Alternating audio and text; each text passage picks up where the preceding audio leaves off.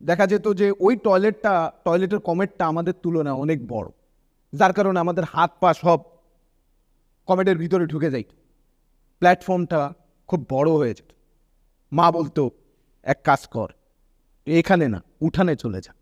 তখন থেকেই তো একটা শিল্পী মনের মধ্যে জাগ্রত ছিল। খুশি হয়ে যেতাম যে বাহ, স্টুডিও ছেড়ে মুক্ত মঞ্চে পারফর্ম করব।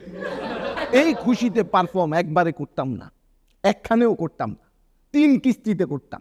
এখানে একটু, এখানে একটু, এখানে একটু। এবং উপর থেকে স্যাটেলাইট দিয়ে যদি দেখা যায়, এক একটাকে এক এক রকম মনে হতো।